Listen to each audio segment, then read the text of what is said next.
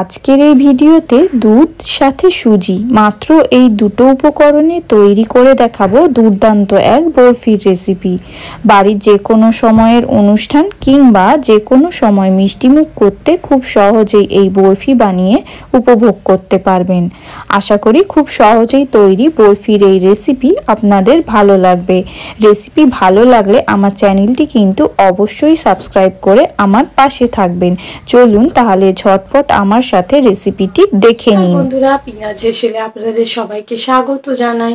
আমার চ্যানেলের ভিডিওগুলি ভালো লাগলে আমার চ্যানেলটি কিন্তু অবশ্যই সাবস্ক্রাইব করবেন। বরফি বানানোর শুরুতেই 1 কাপ পরিমাণ সুজি সাথে 1 কাপ পরিমাণ দুধ ভালোভাবে মিশিয়ে আধ ঘন্টার জন্য এক পাশে রেখে দেব।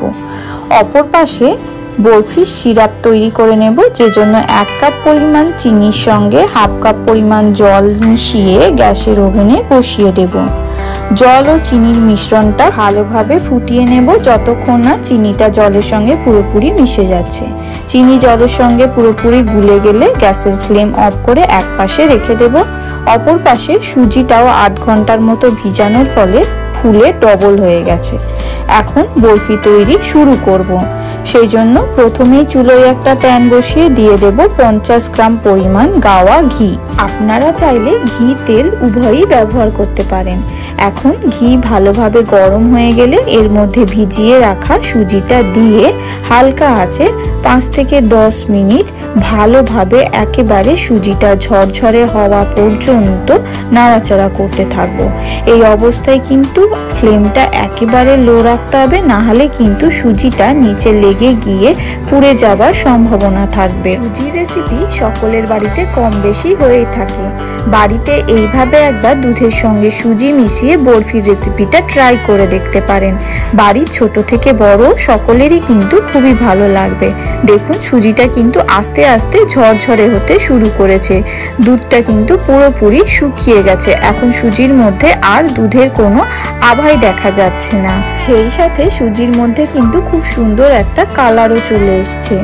দেখুন সুজিটা কিন্তু একেবারে ঝরঝরে হয়ে গেছে। প্রায় 10 মিনিটের মতো আমি সুজিটা একেবারে হালকা আছে নাড়াচাড়া করে কষিয়ে নিয়েছি। এখন আমি এর মধ্যে দিয়ে দেব তৈরি করে রাখা চিনি সিরাপ।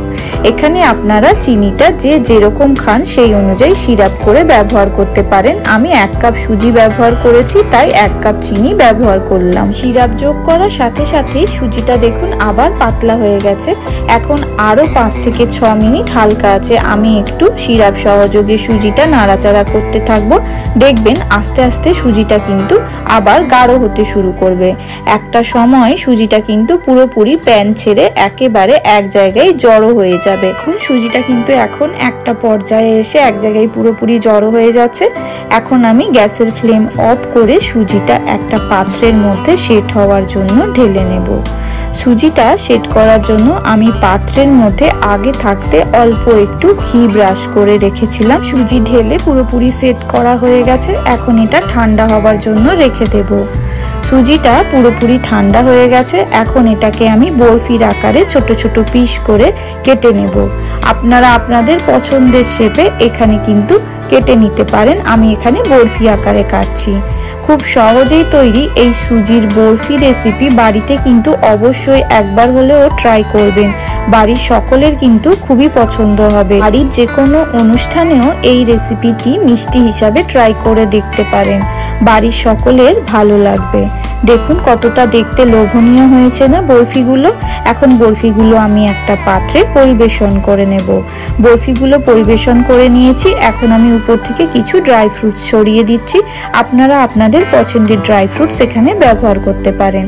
আশা করি সুজির বরফির এই রেসিপি আপনাদের ভালো লেগেছে। রেসিপি ভালো লাগলে চ্যানেল সাবস্ক্রাইব করে পাশে থাকবেন, সাথে লাইক কমেন্ট শেয়ার করে জানাতে ভুলবেন না কিন্তু।